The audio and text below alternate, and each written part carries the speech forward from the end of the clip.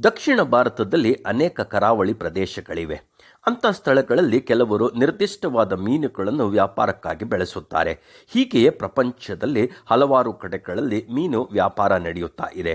ಮೀನುಗಳು ಯಾವಾಗಲೂ ಈಜಾಡುತ್ತಾ ಇದ್ದರೂ ಅವುಗಳಿಗೆ ಆಹಾರವನ್ನು ಕೊಡುವ ಸಮಯದಲ್ಲಿ ಅವು ಜಿಗಿಯುವುದನ್ನು ನೋಡಬಹುದು. ವಿದೇಶಗಳಲ್ಲಿ ಸಾಕಲ್ಪಡುವ ಒಂದು ರೀತಿಯ ಮೀನು ಹರಿಯುವ ನೀರಿನಲ್ಲಿ ಸಾಕಲ್ಪಡುತ್ತವೆ.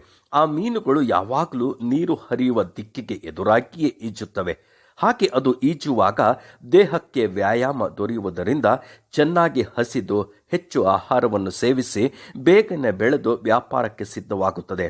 ಪ್ರಿಯರೇ, ನಮ್ಮ ಜೀವಿತದಲ್ಲಿ ಯಾವ ಕಷ್ಟಗಳು ಬಾರದೆ ನಮ್ಮ ಜೀವನ ಸರಳವಾಗಿ ಸಾಗಬೇಕೆಂದು ನಾವು ನೆನೆಸುತ್ತೇವೆ. ಆದರೆ ನಮಗೆ ಬರುವ ಕಷ್ಟಗಳನ್ನು, ಬಾಧೆಗಳನ್ನು ನಾವು ಸರಿಯಾದ ರೀತಿಯಲ್ಲಿ ನಿರ್ವಹಿಸುವುದರಿಂದ ನಾವು ಸಹ ಒಳ್ಳೆಯ ಜ್ಞಾನದಲ್ಲಿ ಬೆಳೆಯುತ್ತೇವೆ. ದೇವರ ಮೇಲೆ ನಂಬಿಕೆ ಇಟ್ಟು ನಮ್ಮ ಜೀವಿತದಲ್ಲಿ ಆ ನಂಬಿಕೆಯಲ್ಲಿ ದಿನಾಲು ಬೆಳೆಯಬೇಕು. ಬೆಳೆಯದಿದ್ದರೆ ನಮ್ಮ ಆತ್ಮಿಕ ಜೀವಿತ ಗಾಳಿಯಲ್ಲಿ ಅಲ್ಲಾಡುವ ಮರದ ಕೊಂಬೆಗಳಂತೆ ಇರುತ್ತದೆ. ನಂಬಿಕೆಯಲ್ಲಿ ಬೆಳೆದ ಜೀವಿತವು ದೇವರ ಕಾರ್ಯಗಳನ್ನು ಮಾಡುವುದರಲ್ಲಿ ಸಿದ್ಧವಾಗಿರುತ್ತದೆ. ನೀವು ಯೇಸುಕ್ರಿಸ್ತನನ್ನು ಅರಿತವರಾಗಿದ್ದರೆ ಕಠಿಣವಾದ ಪರಿಸ್ಥಿತಿಗಳಲ್ಲಿ ತಿಳುವಳಿಕೆಯನ್ನು ಹೊಂದಿಕೊಳ್ಳಲು ಆತನು ಸಹಾಯ ಮಾಡುತ್ತಾನೆ. ಜೀವನದಲ್ಲಿ ಕಷ್ಟಕರವಾದ ಸಮಯಗಳನ್ನು ದಾಟಿ ಬರುವಾಗ ದೇವರನ್ನು ಪ್ರಶ್ನಿಸದೆ, ದೇವರೇ, ಈ ಅನುಭವದಿಂದ ಹೇಗೆ ನಾವು ನಂಬಿಕೆಯ ಮಾರ್ಗವನ್ನು ಹಿಡಿಯಬಹುದು ಎಂಬುದಾಗಿ ಕೇಳಿರಿ.